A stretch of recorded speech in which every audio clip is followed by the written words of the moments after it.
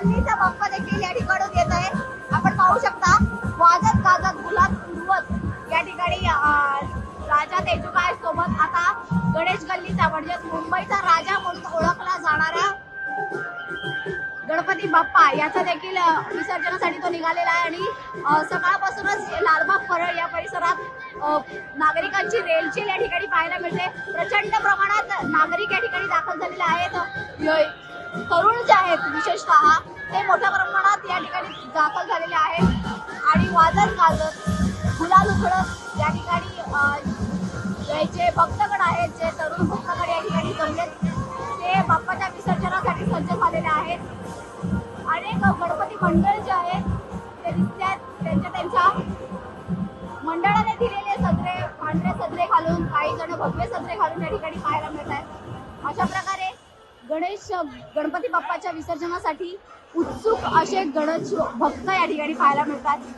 मोठ्या प्रमाणात गर्दीत तुम्ही पाहू शकता, अगदी जागा मिळेल त्या ठिकाणी जे आहेत भक्त, जे तरुण मुलं जे आहेत ती बाप्पाच्या दर्शनासाठी तुम्ही बघू शकता या ठिकाणी बसलेले आहेत।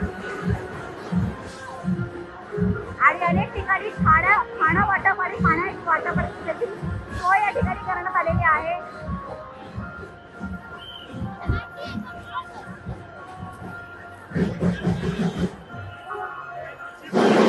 त्यामुळे कोणत्याही नागरिकांना कुठल्याही गोष्टीचा अभाव होऊ नये यासाठी इथे खाण्यापिण्याची देखील सोय करण्यात आलेली आहे।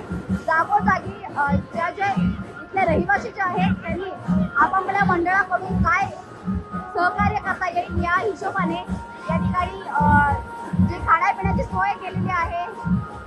त्यामुळे येणारे जे भक्तगण आहेत त्या ठिकाणी हे त्यांना खाण्यापिण्यासाठी, पाण्यासाठी, नाचून ठेका धरून ज्यांना तहान लागेल त्यांच्यासाठी देखील पाण्याची सोय या ठिकाणी करण्यात आलेली आहे।